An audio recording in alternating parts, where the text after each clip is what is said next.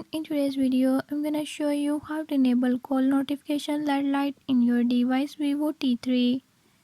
In this video I'm gonna tell you how to enable it. Before move to the video, if you are new to my channel, don't forget to subscribe and hit the bell icon. Watch complete video and learn how you can do it. Let's watch the video.